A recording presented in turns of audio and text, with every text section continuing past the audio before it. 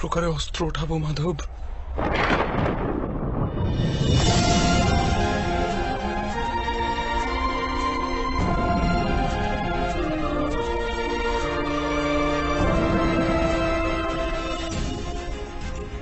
যাদের সেবা করা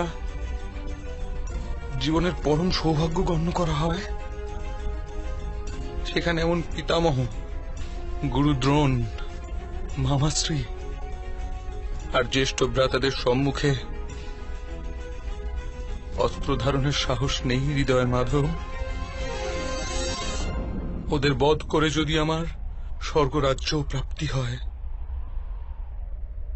সেটাও ব্যর্থ মাধব, সেটাও ব্যর্থ।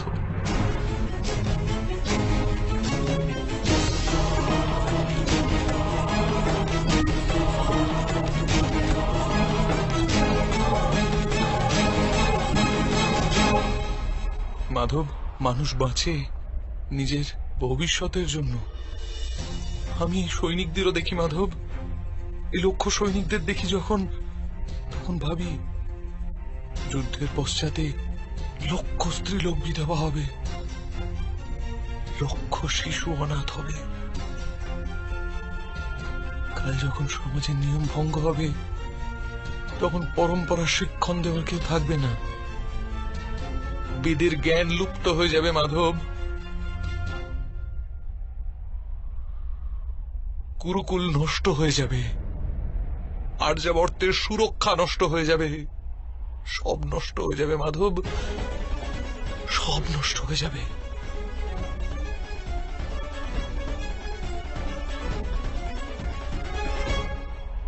বুদ্ধিমান ব্যক্তিদের ন্যায় তর্কে অবতীর্ণ হও, কিন্তু বাস্তবে মূর্খতাপূর্ণ কথা বলো পার্থ। কি নষ্ট হয়ে যাবে?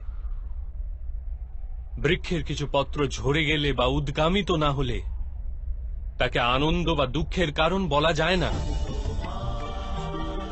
পত্রের জন্মের উদ্দেশ্য আর তার জীবনের অর্থ কেবল বৃক্ষকে জীবিত রাখার জন্যই হয়। তেমনি মানুষের জন্ম আর জীবনের কারণ বাস্তবে সমাজের সুখ, সমাজ সংসারের জন্য, আর এই সমগ্র সংসার সৃষ্টির জন্য, আর এই সমগ্র সৃষ্টি স্বয়ং পরমাত্মার জন্য পার্থ। যে এই সত্যকে অনুধাবন করে তার নিকট ধর্মের মার্গ সর্বদা স্পষ্ট দৃশ্যমান। হ্যাঁ পার্থ, এই যুদ্ধে বিধ্বংস হবে, অবশ্যই হবে, কিন্তু এও জেনে রাখো নতুন পরম্পরার নির্মাণও হবে। পুরানো পরম্পরা বিষাক্ত হয়ে গেছে। 1000 বর্ষ পূর্বে বেদ যেই ধর্মের স্থাপনা করেছিল তা আজ কেবল শব্দ হয়ে রয়ে গেছে। যে বর্ণ ব্যবস্থা মানুষের বুদ্ধির ওপর ভিত্তি করেছিল তা আজ মানুষের জন্মের ওপর নির্ভরশীল হয়ে গেছে। শোষণের মাধ্যম প্রস্তুত হয়েছে পার্থ। পুরাতন ব্যবস্থা ভেঙে পড়বে, নতুন ব্যবস্থার জন্ম হবে। পুরনো ধর্ম নতুন রূপ নিয়ে প্রতিভাত হবে। যে প্রকার বর্ষা ঋতুর পূর্বে মেঘে আবৃত আকাশ ময়লা দেখায় আর ধুলায় ঢাকা মৃত্তিকাও ময়লা দেখায়, সেই প্রকার স্থিতি আজ। আর বর্ষার পশ্চাতে আকাশ আর পৃথিবী ধৌত হয়ে স্বচ্ছ হয়ে যায়, ঠিক সেই রূপ এই যুদ্ধের পশ্চাতে সমাজ আর সংসার ধৌত হয়ে স্বচ্ছ হয়ে যাবে পার্থ।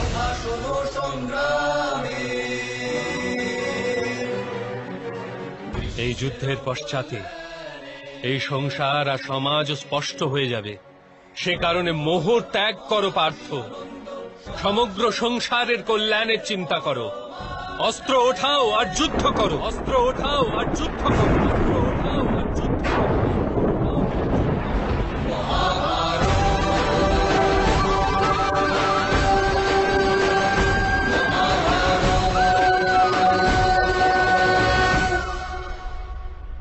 আপনার কথা শুনতে পাচ্ছি মাধব, কিন্তু তার অর্থ আমার হৃদয় পর্যন্ত পৌঁছচ্ছে না। আমার মন মোহ দ্বারা ঘিরে আছে। কি প্রকারে নিজের ধর্মকে দর্শন করব? আমার মন আত্মীয়দের চিন্তায় ডুবে আছে। কি প্রকারে সমগ্র সংসারের চিন্তা করব? মাধব, আপনি বলেছিলেন আপনি আমার রথকে সঠিক দিশায় নিয়ে যাবেন।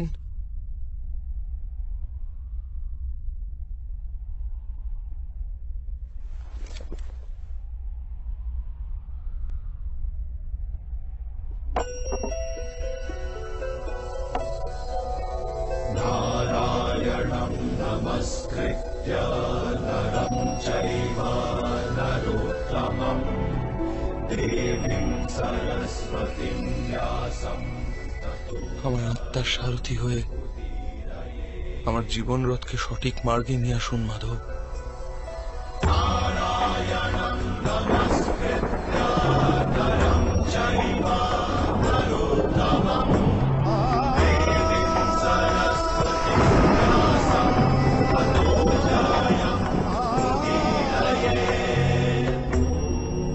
কি জানতে পারলে আমি আমার দুর্বলতা ত্যাগ করতে পারবো মাধব?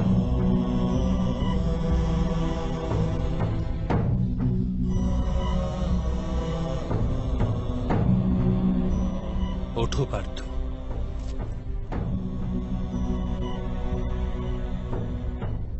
শোনো পার্থ, জীবনের রহস্য জানো, সংসারের বাস্তবিক রূপকে অনুধাবন করো। গঙ্গার প্রবাহকে মুষ্টিবদ্ধ করে গ্রহণ করলে কিছুই প্রাপ্ত হয় না, কিন্তু সেই হস্তকে অঞ্জলি করে গঙ্গার প্রবাহে নিমজ্জিত করলে গঙ্গা জল মুখ পর্যন্ত পৌঁছতে পারে।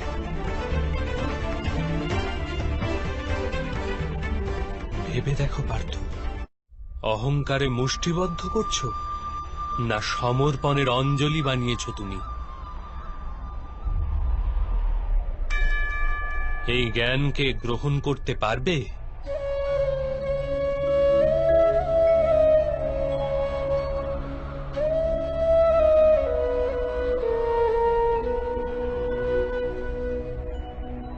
এ সংসার আসলে কি পার্থ?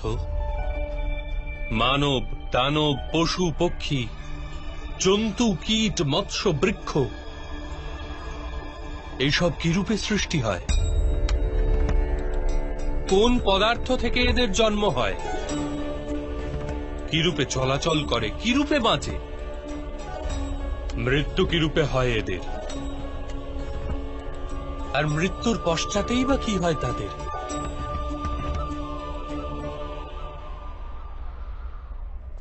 এই রহস্যকে চিন্তা করো পার্থ। মানুষের দেহ মৃত্তিকায় তৈরি হয়েছে মাধব। জল তার মধ্যে রক্ত হয়ে প্রবাহিত হয়, অগ্নি দেহকে তাপমাত্রা দেয়, আর দেহের বাকি অংশে আকাশ প্রকট হয়, অর্থাৎ ধরিত্রী, বায়ু, জল, অগ্নি আর আকাশ, এই পঞ্চ মহাভূতেই শরীরের নির্মাণ হয়। অর্থাৎ মহামহিম গুরুদ্রোণ পৃথিবী, জল, বায়ু, অগ্নি আর আকাশ অপেক্ষা অধিক কিছুই নন। ধর্মজ্ঞানী ও পঞ্চভূতের মিশ্রণ, আর অধর্মী ব্যক্তিও। তুমি কার মোহ করছো পার্থ? মৃত্তিকার? কিন্তু মাধব, এই মৃত্তিকার দেহ দ্বারাই তো মানুষ একে অপরের পরিচয় পায়। সব সম্পর্ক এই মৃত্তিকার দেহ দ্বারাই তো তৈরি হয়। না পার্থ, যদি এটাই সত্য হতো তবে মৃত্যুর পশ্চাতে দেহকে নষ্ট করা হয় কেন? বাস্তবে না মানুষের পরিচয় দেহের সাথে যুক্ত থাকে, আর না তো সম্পর্কের ভিত্তি তার দেহের সাথে থাকে। মানুষের স্বভাব, তার আচরণ আর তার কার্যই তার পরিচয়। এই স্বভাব, আচরণ আর কার্য কিরূপে তৈরি হয় তাকে বোঝো পার্থ।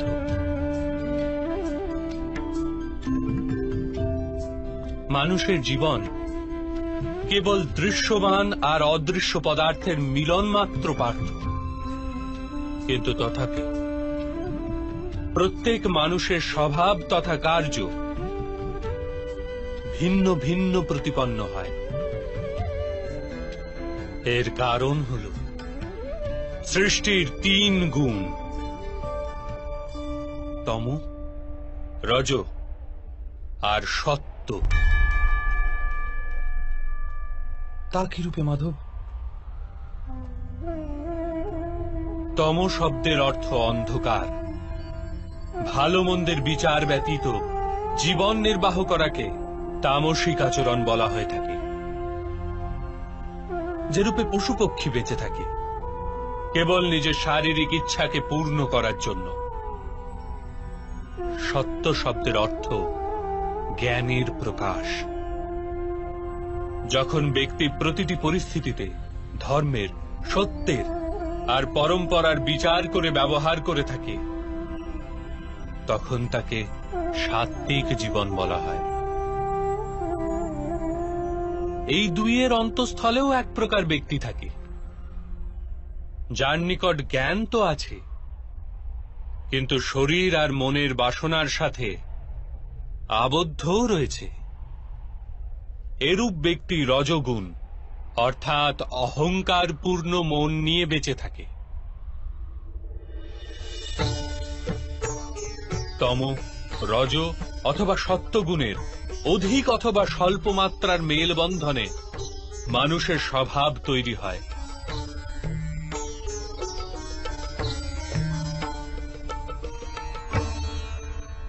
সামনে দেখো পার্থ, এদের সবার মধ্যে তুমি কোন গুণ দেখতে পাচ্ছ?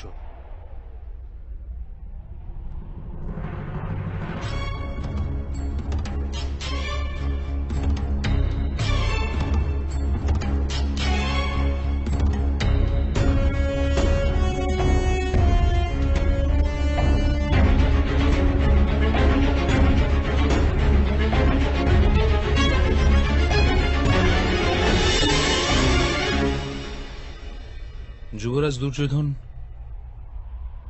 ধর্ম জানেন, কিন্তু নির্বাহ করেন না। তার জীবনের মূল কেন্দ্র অহংকার, অর্থাৎ তার মধ্যে তমগুণ কম, রজগুণ অধিক আর সত্যগুণ পূর্ণতা পায়নি।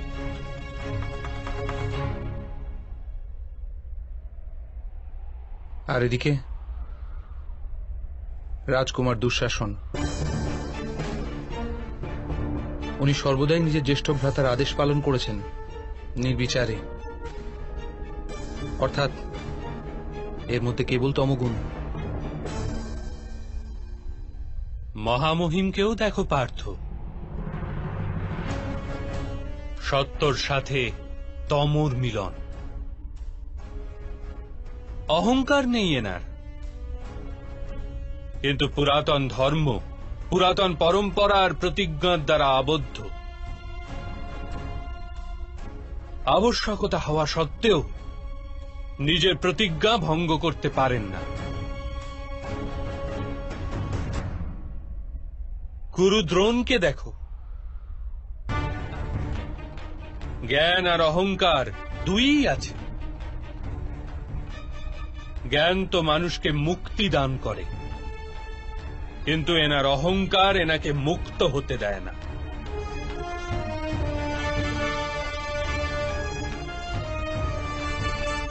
কিন্তু মাধব,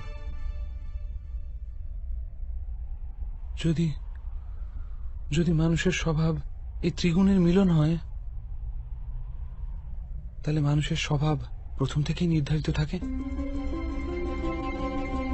সিংহ হরিণকে ভক্ষণ করবেই, আর হরিণ সিংহ দ্বারা ভীতিগ্রস্ত হবে। তাহলে ধর্মের প্রশংসা কিসের? আর অপরাধের দণ্ডই বা কেন? কি তাৎপর্য এর?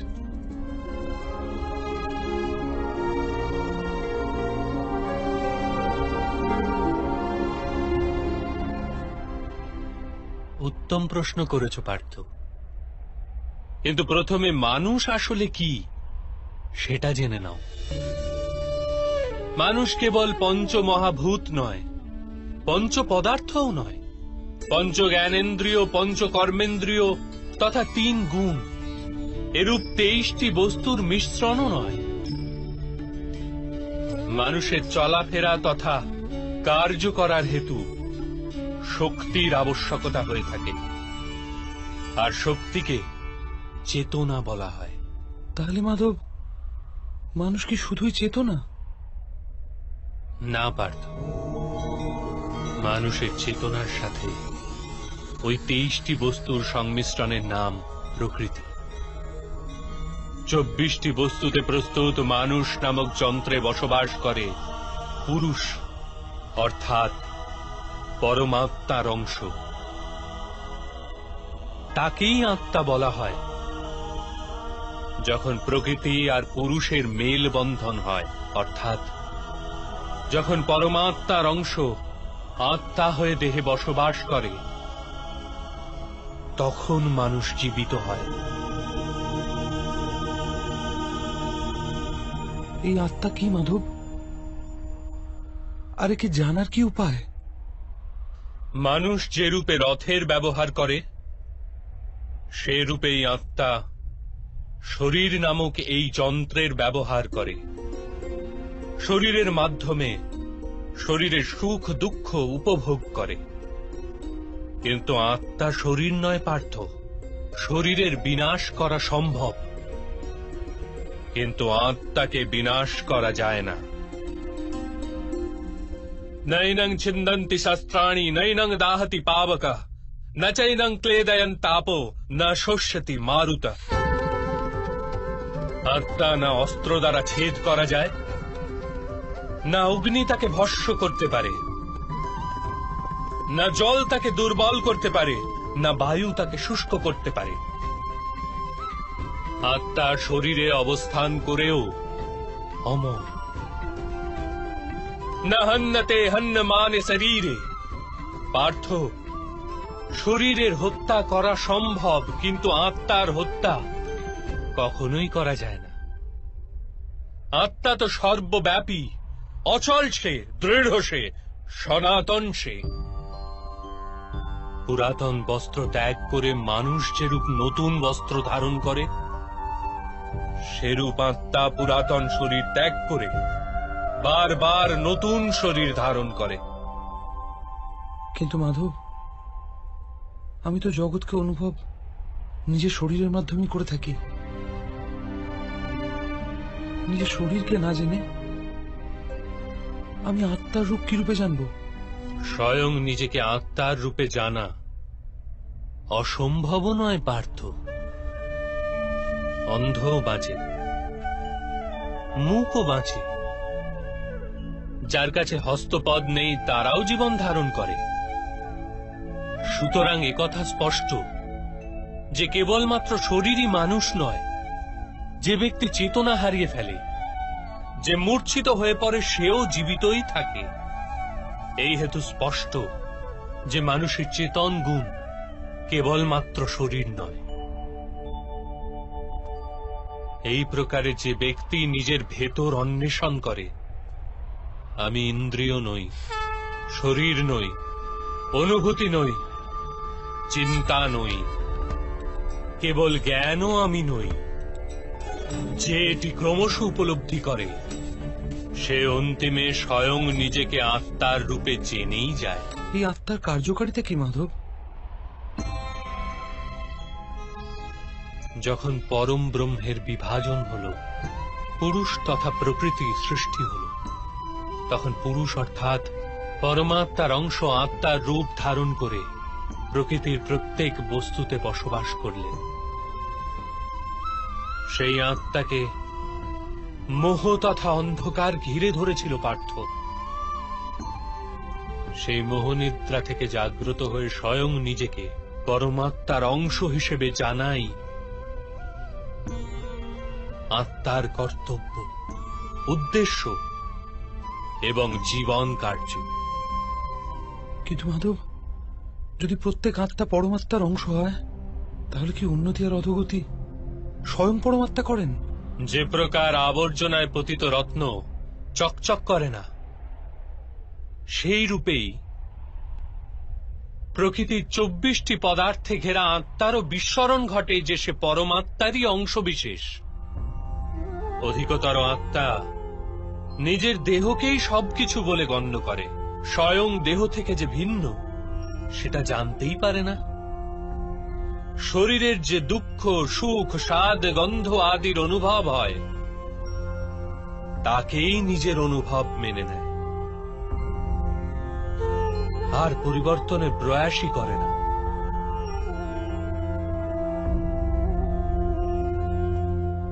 যে আত্মা পরিবর্তনের প্রচেষ্টাই করে না, নিরন্তর অধর্ম করে চলে, তাকে জাগ্রত করার জন্য দণ্ড দেওয়া অনিবার্য।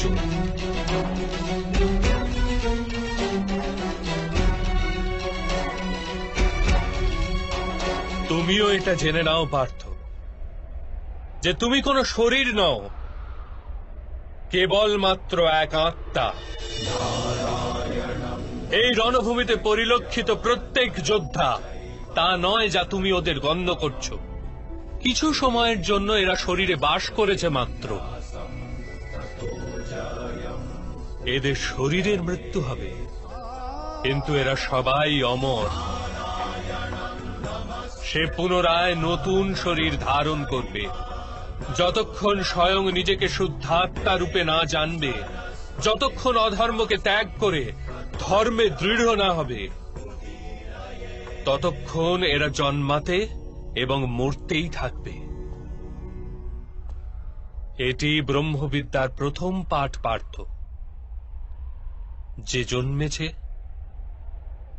সে অবশ্যই মরবে, আর যে মারা যায় সে অবশ্যই পুনরায় জন্ম নেবে। এই মহাজ্ঞানকে সাংখ্য যোগ বলা হয়।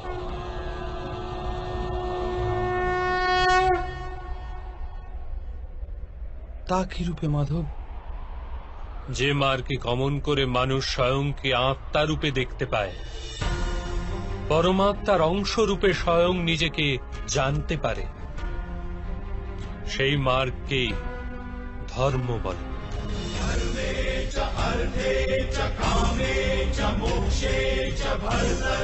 যখন মানুষ স্বয়ং নিজেকে পরমাত্মার অংশ বিশেষ হিসেবে জেনে ফেলে, তখন সে অনুভব করতে পারে যে সৃষ্টি পরমাত্মা, আর এই পরমাত্মাই সৃষ্টি। সৃষ্টি আর পরমাত্মায় কোনো পার্থক্য নেই।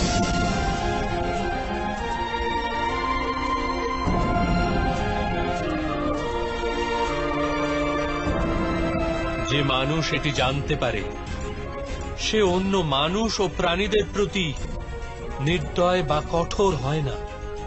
সে এটি জানে যে জিহ্বা কাটলে পীড়া কেবল জিহ্বার হয় না, তার অনুভূতি সমগ্র শরীরের হয়। ঠিক সেরূপেই একজন মানুষের পীড়া হলে সমগ্র সংসার সেই পীড়া অনুভব করে। যতক্ষণ পর্যন্ত সংসারের একজন মানুষও পীড়িত, ততক্ষণ বাস্তবে কারো সুখী সম্পূর্ণ হতে পারে না। এটি জানার পশ্চাতে মানুষের মন করুণায় ভরে যায়, তাকে ধর্ম বলে। যখন কেউ তমগুণ দ্বারা আবিষ্ট থাকে, তখন সে অপরের প্রতি কঠোর, নির্দয় ও স্বার্থপর হয়ে ওঠে। নিজের নিশ্চিত সুখের জন্য অপরকে দুঃখ প্রদান করে। তার পরমাত্মার অভিমুখে গতি হয় না, অর্থাৎ অধর্ম পরমাত্মার থেকে দূরে নিয়ে যাওয়ার মার্গ মাত্র।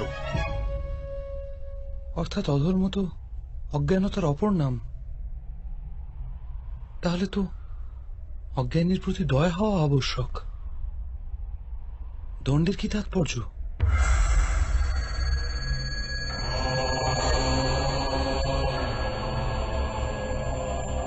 অজ্ঞানী যখন জ্ঞানের মূল্য জানার জন্য প্রস্তুত হয় না, জ্ঞানের উপর দৃষ্টিদানেও প্রস্তুত হয় না, তখন দণ্ড প্রদানই দয়া।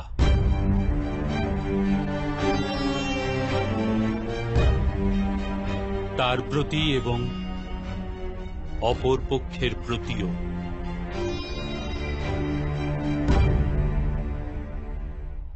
সৃষ্টির গতি সর্বদাই পরমাত্মার অভিমুখে হোক, এটিই অনিবার্য।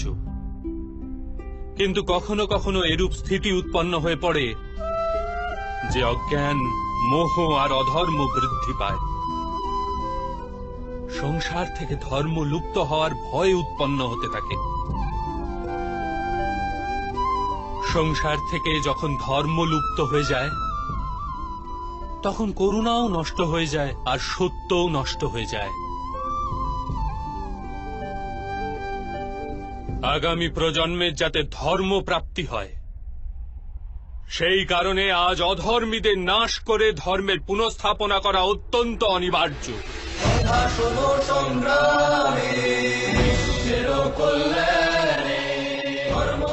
আজও এইরূপ স্থিতি উপস্থিত পার্থ, আর ধর্ম স্থাপনার কর্তব্য তোমারই। এই কারণে দুর্বলতা ত্যাগ করো আর এই যুদ্ধের জন্য প্রস্তুত হও।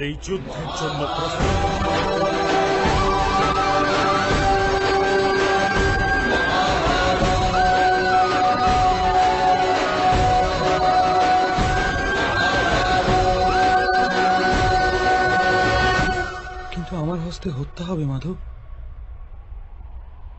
আমার কারণে কারো প্রাণ চলে যাবে, তাহলে আমার অন্তরের করুণার বিনাশ ঘটবে না? আর যদি ধর্মের মূল ভিত্তি করুণা হয়, তাহলে আমার আত্মা অধর্মী হয়ে যাবে না?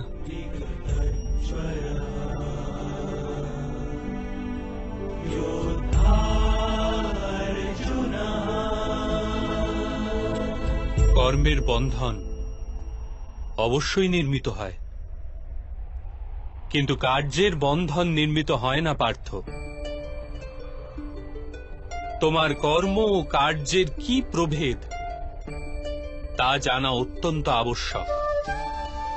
সকল কর্মই কার্য, কিন্তু সকল কার্য কর্ম নয়। কর্ম সেই কার্যকে বলে যার সাথে ফলের আশা জড়িয়ে থাকে। মানুষ যখনই সুখের, সম্পত্তির অথবা প্রশংসা প্রাপ্তির আশা রেখে কোনো কার্য করে, তখন সে কার্যের ফলের বন্ধনে আবদ্ধ হয়। যখন কোনো কর্ম ফলের আশা নিয়ে করা হয়, তখন তাকে সকাম কর্ম বলা হয়। আর যখন কোনো কর্ম কোনো ফলের আশা ব্যতি রেখে করা হয়, তখন তাকে নিষ্কাম কর্ম বলা হয়। এই কারণেই তাকে বারংবার জন্মগ্রহণ করতে হয়। বাস্তবে মানুষ কোনো কর্মবন্ধনে আবদ্ধ হয় না, কর্মের সঙ্গে যুক্ত ফলের আশায় সে আবদ্ধ হয়। কিন্তু মাধব, যদি এই যুদ্ধে তোমার বিজয়ী হওয়ার আশা থাকে, তবে পরাজিত হলে তোমার ভীষণ দুঃখ হবে। আর সেই দুঃখ তোমাকে দিয়ে অপর কোনো কার্য করাবে, যার কারণে তোমাকে পুনরায় জন্ম নিতে হবে। আর যদি তুমি বিজয়ী হও, তবে তোমার অহংকার বৃদ্ধি পাবে, আর সেই অহংকার তোমাকে বিশ্ব বিজয়ের জন্য প্রেরণ করবে, তোমাকে দিয়ে হত্যা করাবে, আর সেই পাপ তোমাকে বাঁধবে। চিন্তা করে দেখো, যদি তোমার এই যুদ্ধে না বিজয়ের মোহ থাকে আর না পরাজয়ের ভয়, তবে এই যুদ্ধ সমাপ্তির পশ্চাতে তোমার সুখ প্রাপ্ত হবে না দুঃখ? না সুখ মাধব, আর না তো দুঃখ। অর্থাৎ তোমার সুখ, দুঃখ, হতাশা, নিরাশা, অহংকার যুদ্ধের কারণে নয়।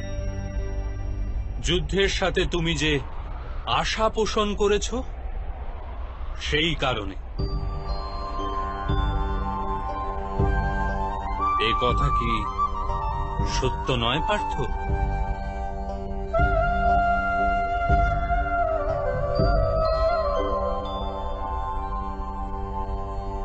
সুখ দুঃখে সমে কৃত্বা লাভা লাভৌ জয়া জয়ৌ তত যুদ্ধায় যুজ্যস্ব নেবং পাপ মবাপ্সসি।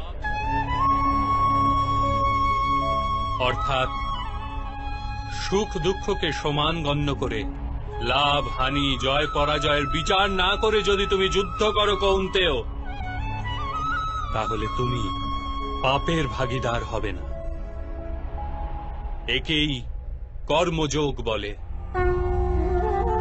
যে সাংখ্য জ্ঞান প্রাপ্ত করে নেয় সে এটি জানতে পারে যে সে শরীর নয়, কেবল এক আত্মা মাত্র। শরীরের ভোগ আর অনুভব কেবল মৃত্যু পর্যন্ত, অর্থাৎ বাস্তবিক নয়, কেবল মায়া মাত্র। তার নিকট কর্মযোগী হওয়া সরল হয়ে যায়। কিন্তু মাধব, যদি কার্যেই বন্ধন সুনিশ্চিত হয়, তাহলে সংসার ত্যাগ করে সন্ন্যাস নেওয়া উচিত নয়? এই চিন্তাধারারই পরিণাম স্বরূপ আজ এই যুদ্ধ ঘটছে পার্থ।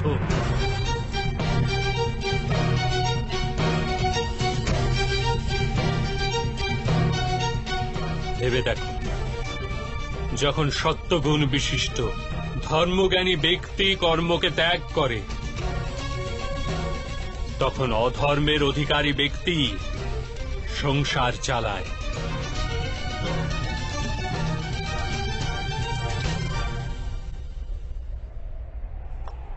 যদি মহামহিম সংসারকে পরিত্যাগ না করতেন, তবে অধর্ম এত বৃদ্ধি পেত না।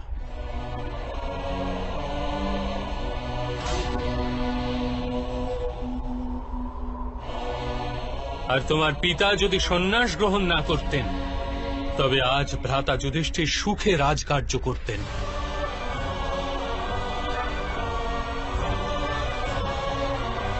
আর নিজের প্রজাদের ন্যায় ও ধর্মের জ্ঞান দান করতেন। কিন্তু এটি দুঃখজনক কথা পার্থ, যে সত্যগুণের অধিকারী ব্যক্তি সংসারকে লাভ দিতে পারে, কিন্তু সেই সন্ন্যাসের কথা চিন্তা করে। যেরূপে জল তো বাষ্প হয়ে উড়ে যায়, আর আবর্জনা আবর্জনা সেখানেই পড়ে থাকে, ঠিক সেই রূপ সত্যগুণী সৎ ব্যক্তি তো সংসারকে ত্যাগ করে দেন, আর তমগুণযুক্ত অধর্মী লোক সংসারের সকল কার্য করতে থাকে। এই কারণেই সংসারে পাপ আর অধর্ম বৃদ্ধি পায়।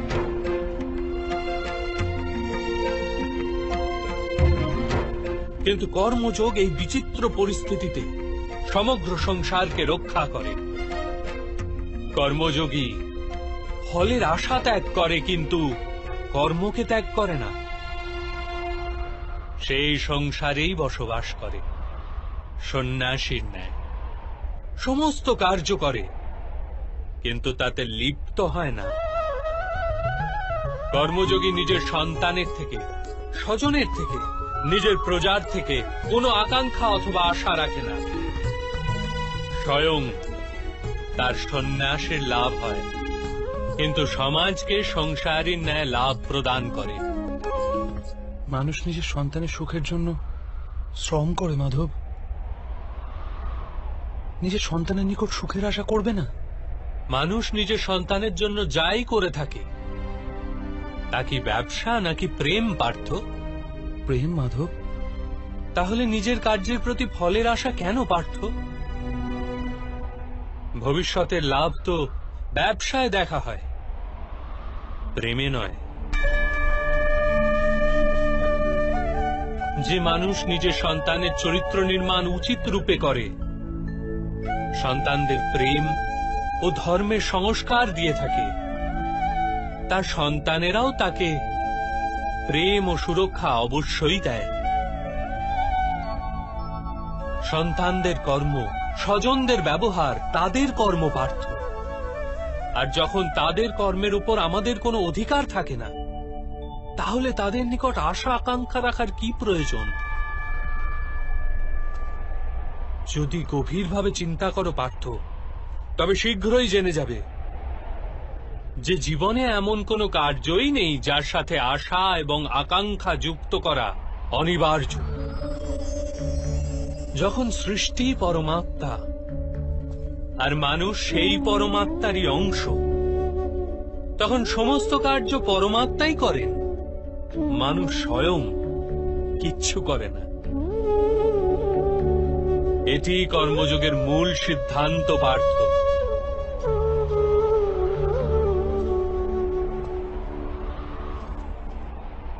তোমাকেও কর্মযোগী হয়ে এই যুদ্ধে অংশগ্রহণ করতে হবে পার্থ। ত্রেগুণিয়া বিশ্বা বেদা নিস্ত্রেগুণো ভবার্জুন নির্দ্বন্দ্ব নিত্য সত্ত্বস্থ নির্যোগ ক্ষেম আত্মবান। তিনটি গুণ পরিত্যাগ করে নির্গুণ হয়ে যাও পার্থ। এই দ্বন্দ্ব থেকে মুক্ত হয়ে যাও। সর্বদা সত্য অর্থাৎ পরমাত্মায় বুদ্ধি প্রয়োগ করে কর্তব্য নির্বাহ করতে থাকো। কিছু প্রাপ্তি লাভের আশা আর কিছু প্রাপ্ত বস্তুকে সংরক্ষণ করার চিন্তা পরিত্যাগ করো পার্থ, আর নিজের আত্মাকে স্বতন্ত্র করো।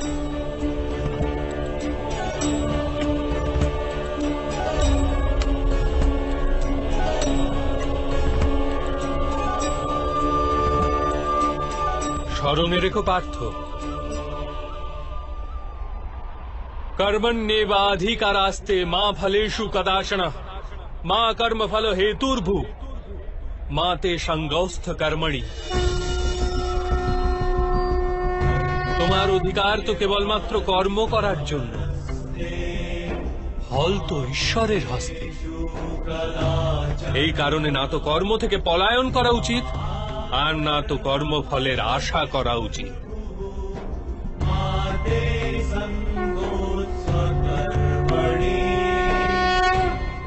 তাহলে ফলের আশা ত্যাগ করবে, কিন্তু কর্ম পরিত্যাগ করবে না। এরূপ কর্মযোগীকে কি রূপে চেনা যায় মাধব? विषया विनिवर्तन्ते निराहारस्य देहिन रसवर्जं रसयापस्य परं दृष्ट्वा निवर्तते। শোনো পার্থ, যে স্বাদ থেকে মুক্তি পাওয়ার জন্য আহারকেই ত্যাগ করে, বাস্তবে তার মন থেকে স্বাদের লালসা কখনোই যায় না। তার দু প্রকারের হানি হয়। প্রথমত, সে দুর্বল হয়ে পড়ে, যার কারণে পরমাত্মাকে প্রাপ্ত করার জন্য যে প্রচেষ্টা অনিবার্য তা সে করতে সক্ষম হয় না। আর দ্বিতীয়ত, সর্বদাই তার মন স্বাদ গ্রহণের লালসায় পূর্ণ থাকে। এই হেতু আহার ত্যাগের চেয়ে উত্তম কার্য স্বাদ গ্রহণের লালসাকেই ত্যাগ করে ফেলা। কর্মযোগী নিজের মনের সমস্ত লালসাকে নিষ্কাশন করে, জীবনকে কর্তব্য গণ্য করে কার্য অবশ্যই করে, সেই কার্যে আবদ্ধ হয় না। অর্থাৎ যে ব্যক্তি নিজের কার্য থেকে আশা আর আকাঙ্ক্ষা রাখে না, তারই কার্য পূর্ণ হয়। একবার বিফল হয়েও যার মন টলে না, একবার সফল হয়েও যে ব্যক্তি নিজেকে সর্বশ্রেষ্ঠ গণ্য করে না, এইরূপ ব্যক্তিকেই কর্মযোগী বলা হয়। আর এইরূপ ব্যক্তি জীবনে বারংবার সফল হয়।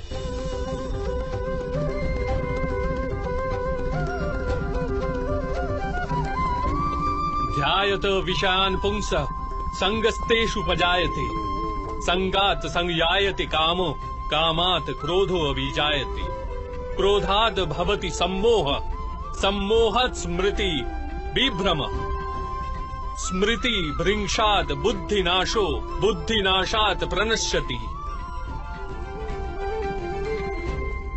ফলের আশায় কামনা প্রকট হয়, আর কামনার তো স্বভাবই হলো অসন্তুষ্ট থাকা। অসন্তোষ থেকে ক্রোধ উৎপন্ন হয়ে থাকে, আর ক্রোধ থেকে মোহ জন্ম নেয়। মোহের তরুণ ব্যক্তি আচার ও ব্যবহারের জ্ঞানই ভুলে যায়। জ্ঞান ভুলে গেলে বুদ্ধি চলে যায়, অনুচিত প্রকারের কার্য করতেই থাকে, আর সমাজ এরূপ ব্যক্তির শত্রু হয়ে পড়ে, আর অন্তিমে এরূপ মানুষের পূর্ণতার পতন ঘটে।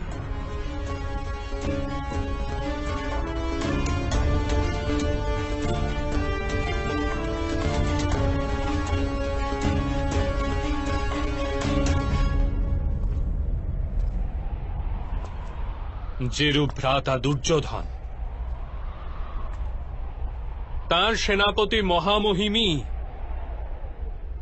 তার শত্রু, আর উনি তোমাকে বিজয়ের আশীর্বাদ দিয়েছেন।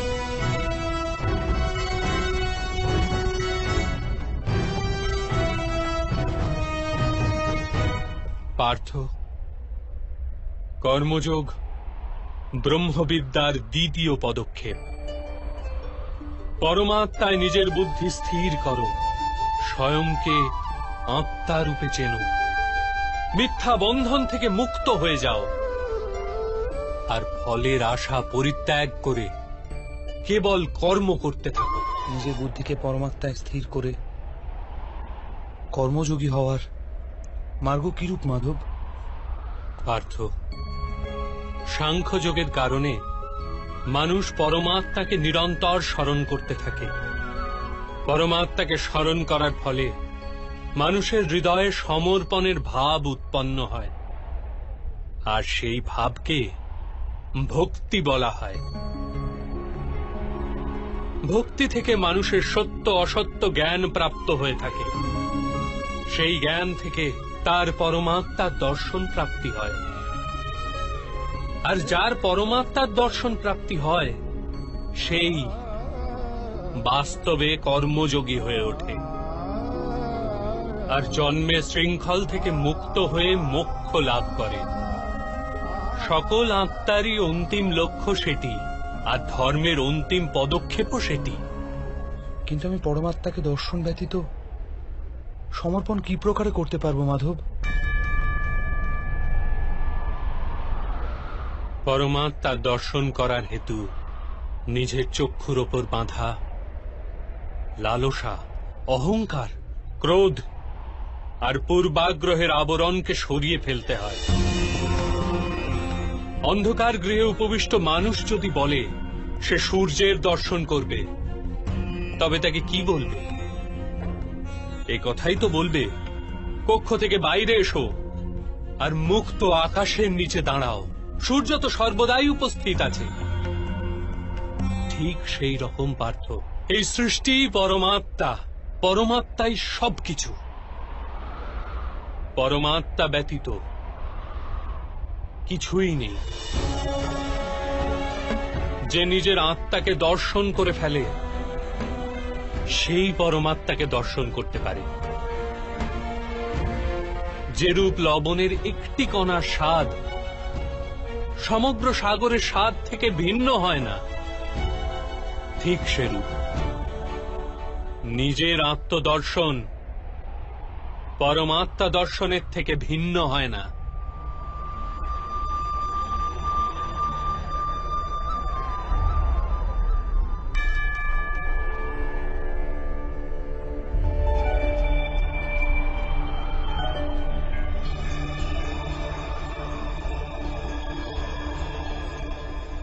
অর্থাৎ মাধব, আপনিও কি পরমাত্মা?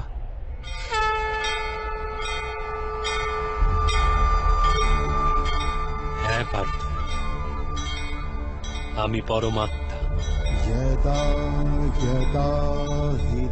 যেরূপ তুমিও পরমাত্মা, কেবল তুমি এখনো জাগ্রত হও, আর আমি এটি জেনে ফেলেছি। ধর্মস্য তদাত্মানং সৃজাম্যহম। তাহলে মাধব, আপনার প্রতি সমর্পণ ঈশ্বরের প্রতি সমর্পণ কেন হয় না? অবশ্যই আমার প্রতি সমর্পণই পরমাত্মার প্রতি সমর্পণ। सर्वधर्मान परित्यज्य मामेक शरणं ব্রজ। সমগ্র জগতে ত্যাগ করে আমার শরণাগত হও পার্থ।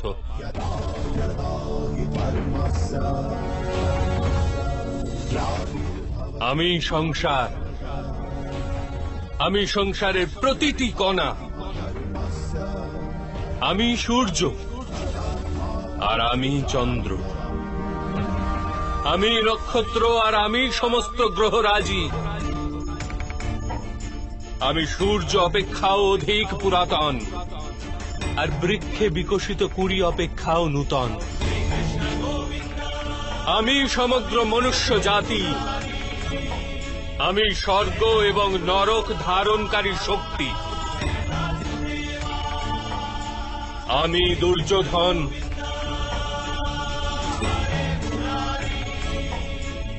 আর আমি অর্জুন। সেটা কি রূপে সম্ভব মাধব?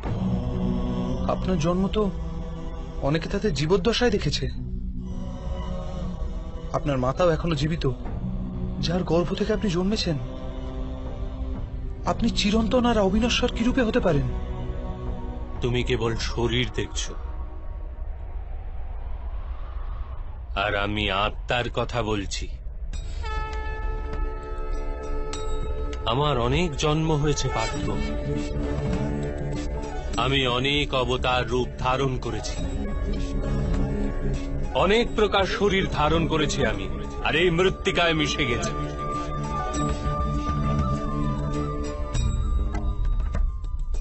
আর আগামীতেও আমি বারংবার জন্ম নেব।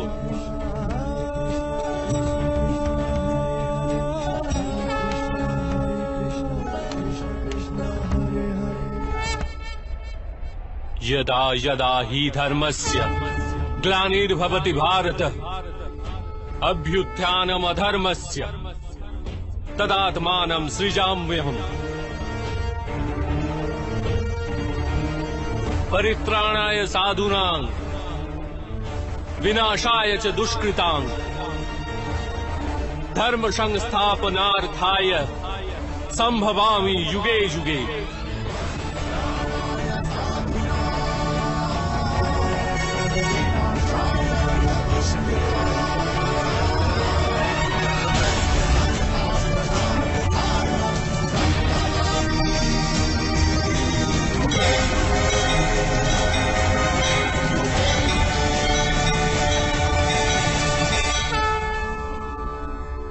যখনই ধর্মের হানি ঘটে, যখনই অধর্ম বৃদ্ধি পায়, তখনই সৎ পুরুষদের উদ্ধার হেতু, অধর্মীদের বিনাশ হেতু আর ধর্মের পুনঃস্থাপনা হেতু আমি জন্মগ্রহণ করি। এ প্রত্যেক যুগে হয়ে আসছে, আর আগামীতেও এই রূপই হবে। আমি অবিনশ্বর পরমাত্মা, আমি মৎস্য অবতার, আর আমি বামন অবতার। আমি পরশুরাম, আর আমি রামচন্দ্র ছিলাম।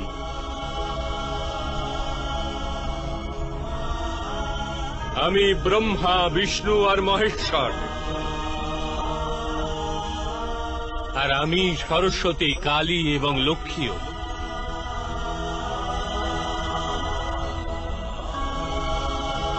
আমি না পুরুষ, না স্ত্রী, আর না নপুংসক। আমি না শরীর, না শরীরের অংশ।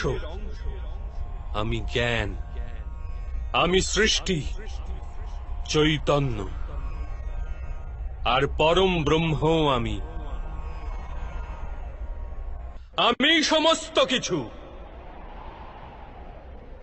আর আমি কিছুই নই। এরূপ প্রত্যেক যুগে ঘটেছে, আর আগামীতেও এই রূপই ঘটতে থাকবে।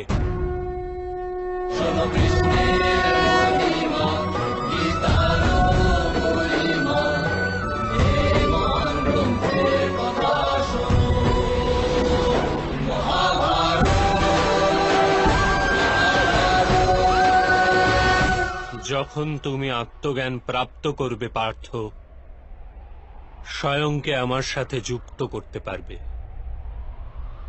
তখন তুমিও আমারই মতো স্বয়ংকে পরমাত্মা রূপে দেখতে পাবে। কিন্তু সেই পদ প্রাপ্তি করার হেতু আমার প্রতি সম্পূর্ণ সমর্পণ অনিবার্য। সমর্পণ কি মাধব? সমর্পণ মনের এরূপ স্থিতির নাম যখন মানুষ নিজের সমস্ত সংকল্প ত্যাগ করে দেয়, স্বয়ংয়ের জন্য কোন রূপ সিদ্ধান্ত অথবা প্রতিজ্ঞা করে না। যে প্রকারের কার্য তাকে প্রদান করা হয় সেই প্রকারের কার্যই করে যায়। বাস্তবে সমর্পণের প্রকৃত অর্থ হল নিজে নিজেকে, নিজের মনকে, বুদ্ধিকে, জ্ঞানকে, ইচ্ছাকে, আশাকে, নিজের ভাবনাকে, নিজের সমস্ত কিছু কাউকে অর্পণ করে দেওয়া। আর এরূপ সমর্পণকেই ভক্তি বলা হয়।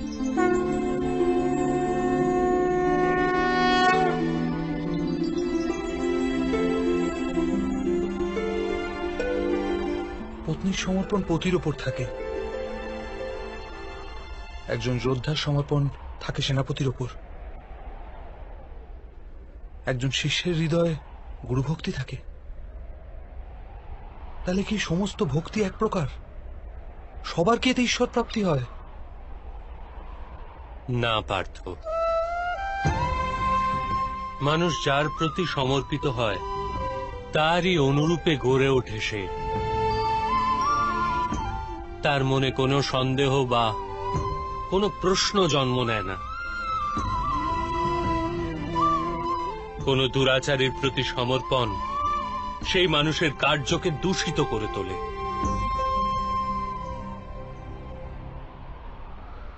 অঙ্গরাজ কর্ণ ধর্ম সম্বন্ধে জ্ঞাত হওয়া সত্ত্বেও দূত সভায় পাঞ্চালীর প্রতি অপশব্দ প্রয়োগ করেছিলেন। যে পাঁচজন পুরুষের সাথে সম্পর্ক রাখে, বেশ্যা হয় সেই স্ত্রী। তার কারণ ছিল অঙ্গরাজ কর্ণের ভ্রাতা দুর্যোধনের প্রতি সমর্পণ। এই যুদ্ধে তাঁর যে দণ্ডপ্রাপ্তি হবে তা কেবল জন্ম বা জাতির জন্য নয়, শুধুমাত্র এক দুরাচারের প্রতি সমর্পণের জন্য তাঁর দণ্ডপ্রাপ্তি হবে। সেই কারণে হে ধনঞ্জয়, সমর্পণ উত্তমের প্রতি হওয়া আবশ্যক। তাতেই মানুষ উত্তম গড়ে ওঠে। লৌহ মাল্য দ্বারা অপরাধীকে বাঁধা হয়, পিতলের মাল্য দ্বারা মন্দিরের প্রদীপকে বাঁধা হয়ে থাকে, কিন্তু স্বর্ণ মাল্যকে আভূষণ রূপে গলায় ধারণ করা হয়। পতিভক্তি, স্বামী ভক্তি, মিত্র ভক্তি, এরূপ অনেক প্রকার ভক্তি হয়ে থাকে পার্থ, কিন্তু সর্বাপেক্ষা শ্রেষ্ঠ ভক্তি তো পরমাত্মার প্রতি ভক্তিই হয়।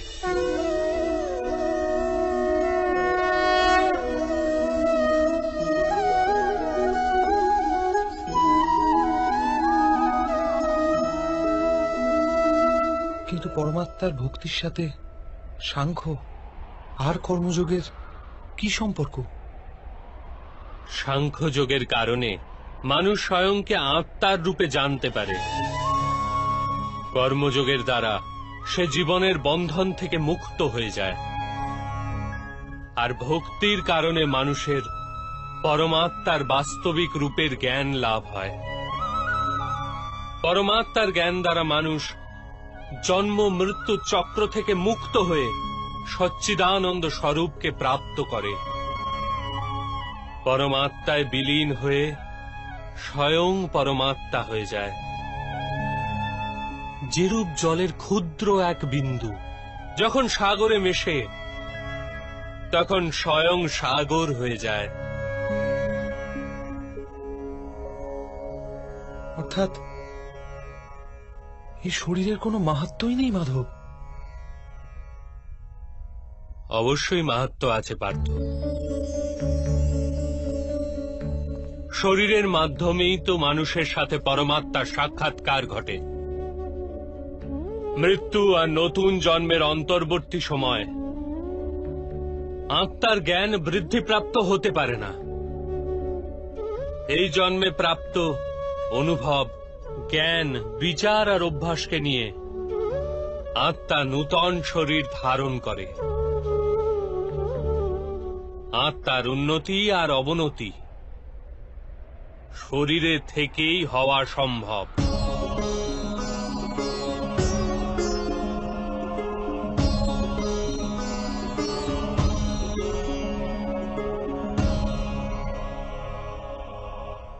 কিন্তু মাধব, এখানে উপস্থিত ব্যক্তিদের বধ করে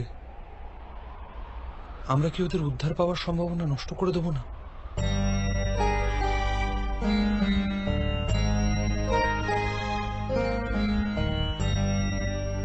তোমার শত্রুগণ ধর্মের মর্যাদা অতিক্রম করেছে পার্থ। অধর্মই তাদের স্বভাবে পরিণত হয়েছে। তাদের উদ্ধার এখন অসম্ভব।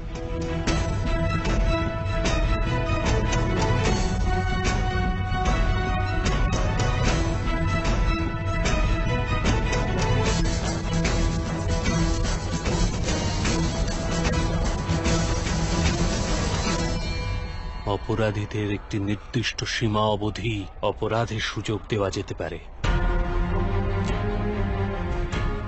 আমিও শিশুপালের ৯৯টি অপরাধ ক্ষমা করেছিলাম, কিন্তু ১০০ অপরাধের পশ্চাতে তাকে দণ্ড প্রদান করা আবশ্যক ছিল। অপরাধীকে যদি অপরাধ করতে দেওয়া হয় তবে তাতে তার অধিক থেকে অধিকতর পতন ঘটে।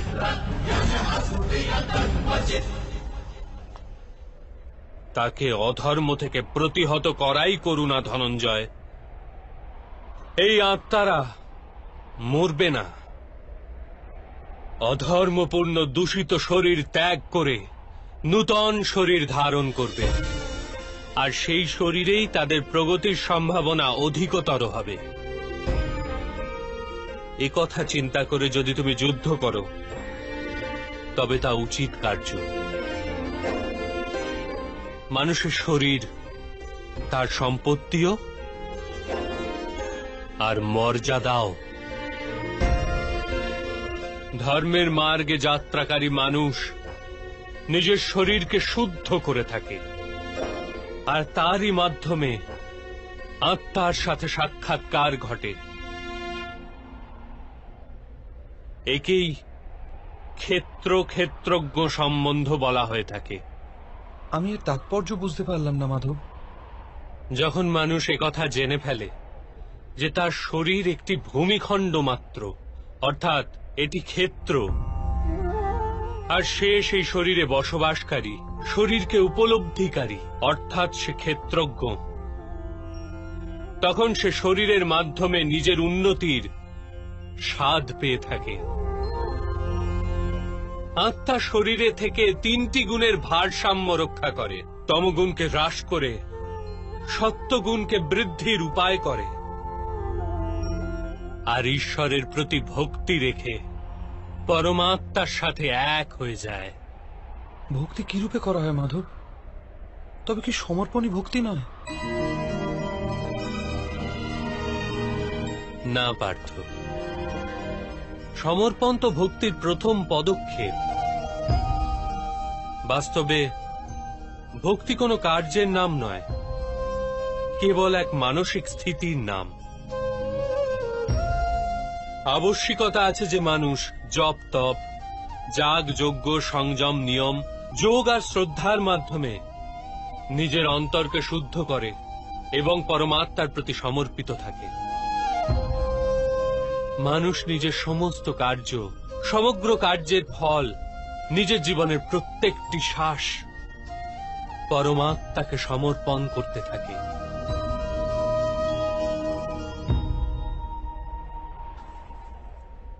যদি ভক্তি কেবল মানসিক স্থিতি, তবে জপ তপ আদির কি মাহাত্ম মাধব?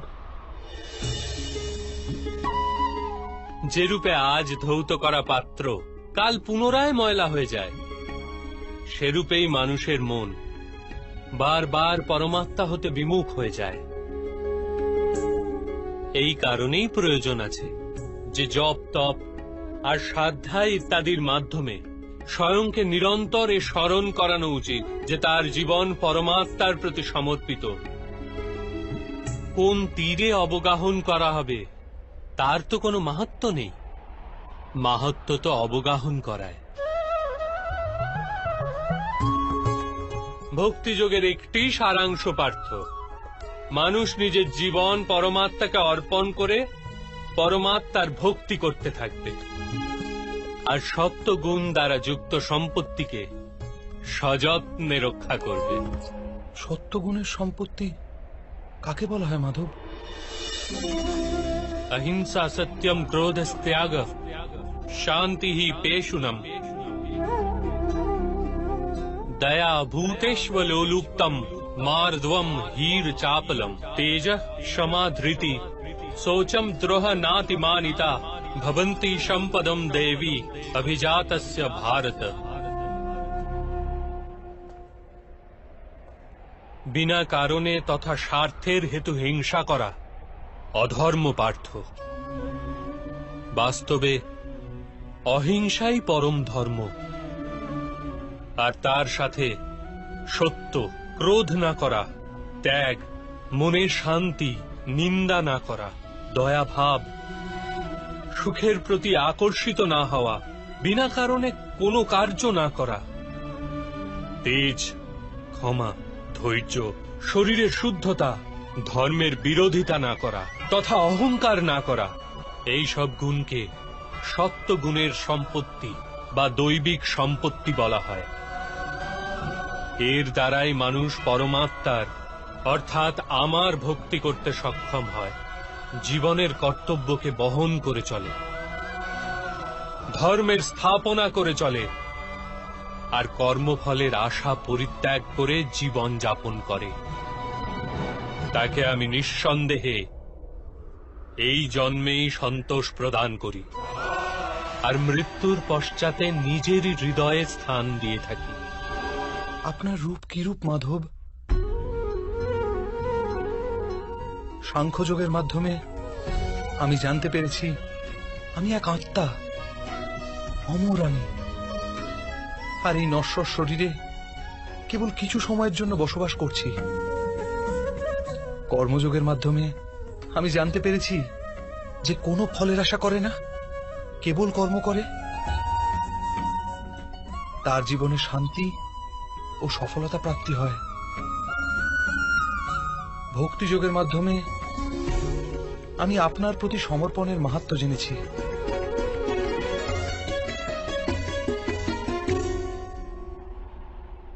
কিন্তু মাধব, আপনিই বলেছিলেন এখানে প্রতিটি স্থানে মানুষ নয়, কেবল পরমাত্মা আছে।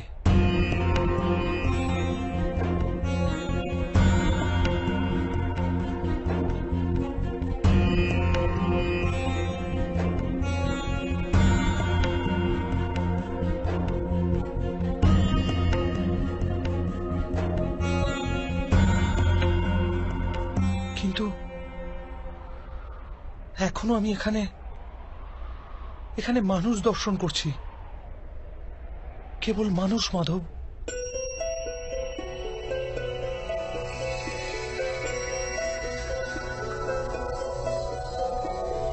नारायणं नमस्कृत्य नरं चैव नरोत्तमं देवीं सरस्वतीं व्यासं ततो जयमुदीरये। আমি আপনার বাস্তব রূপ দর্শন করতে চাইছি মাধব। আপনার শক্তি, আপনার জ্ঞান, তেজ, ঐশ্বর্যময় পরমাত্মা স্বরূপকে প্রত্যক্ষ দর্শন করতে চাইছি মাধব। আমাকে আপনি অবিনাশী স্বরূপের দর্শন দিন মাধব, আমার সমস্ত সন্দেহের অবসান ঘটান।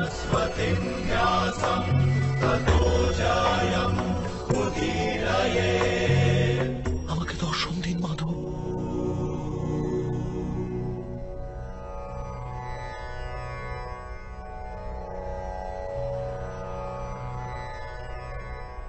দেখো পার্থ,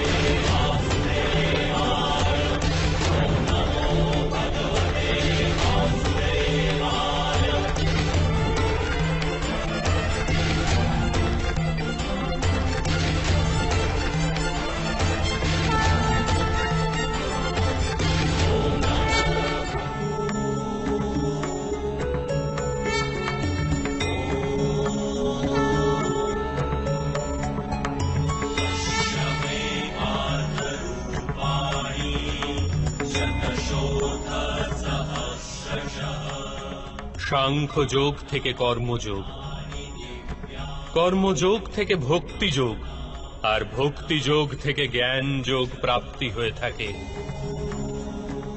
আমার বিশ্বরূপ দর্শন করাই বাস্তবিক জ্ঞানার্জন অর্জুন।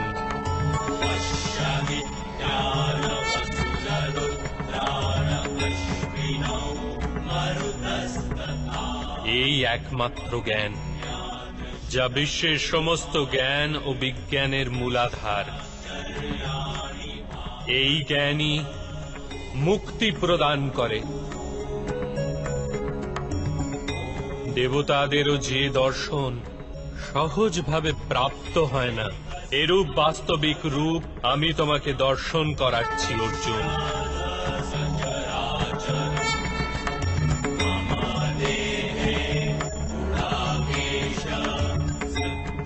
আমি এই পৃথিবীর কোণে কোণে বসবাস করি, আর এই পৃথিবী সূর্য, চন্দ্র, নক্ষত্র আর গ্রহরাজি আমারই অন্তঃস্থলে বাস করে।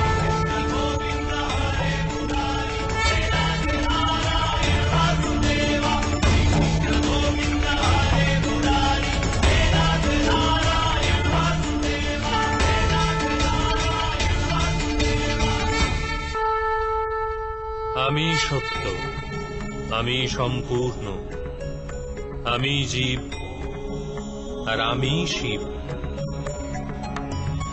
অক্ষরে আকার আমি, বেদ মধ্যে সামবেদ, দেব মধ্যে ইন্দ্র, প্রাণী মধ্যে চেতনা, যক্ষ মধ্যে কুবের, রুদ্রের মধ্যে শঙ্কর,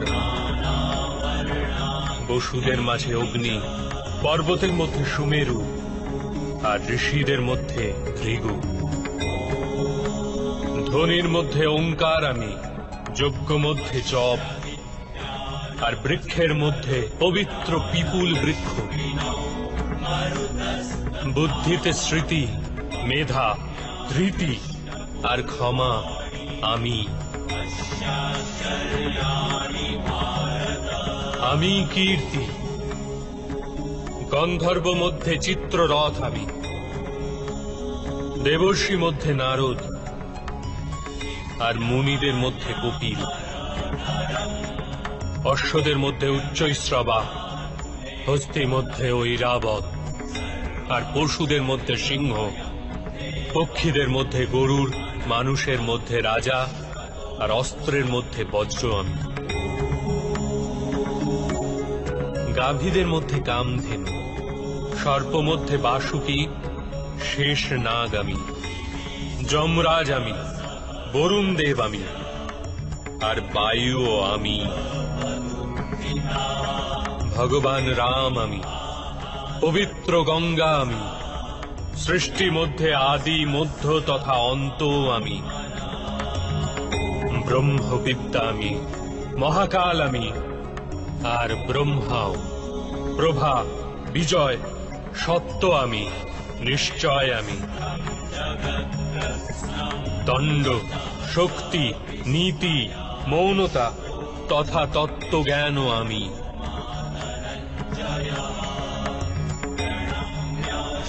বাসুদেব আমি, অর্জুন আমি, বেদ ব্যাস আমি। এরূপ কিছুই নেই যা আমি নই। এরূপ কোন স্থল নেই যেখানে আমি নেই। আমি সময়, আর আমি জীবন ও মৃত্যু অর্জুন। এখানে উপস্থিত সমস্ত মানুষের মৃত্যু হয়ে দাঁড়িয়ে আছে।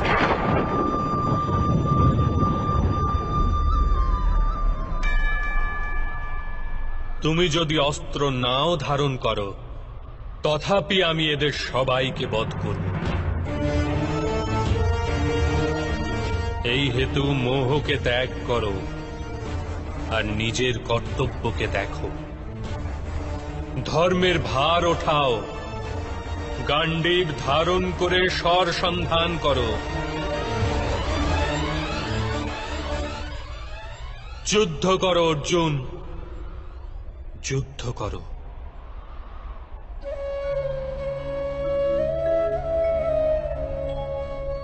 হে মাধব, হে মধুসূদন,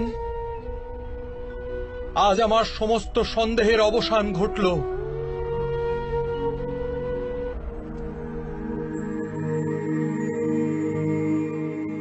ব্যর্থ চিন্তা হে জীবনে, ব্যর্থ যে মৃত্যু ভয়, আত্মাকে নাশ স্পর্শ করে অস্ত্র অগ্নি জরা সময়।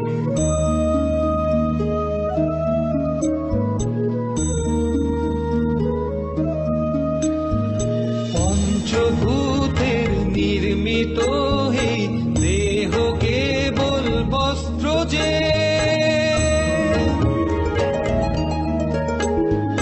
পঞ্চভূতের নির্মিত হে দেহ কেবল বস্ত্র যে, আত্মারি সঠিক ঠিকানা বাস্তবে অন্যত্র যে।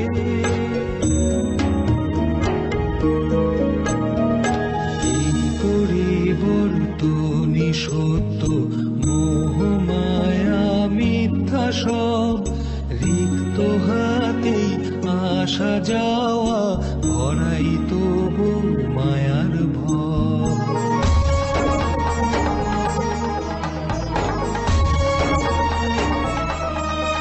সৃষ্টিতে ঈশ্বরের বিকাশ, তারে বাধার বৃথা জল্পনা। কালের নিয়ম মন্দ ভালো সবই তার পরিকল্পনা। সকল শঙ্কা হোক দুরস্ত, কর্মে মতি হোক অটল। শ্রীচরণে হৃদয় সৌপি ধর্ম হোক মোর মনোবল। ব্যর্থ চিন্তায় জীবনের ব্যর্থ যে মৃত্যু ভয়, আত্মাকে না স্পর্শ করে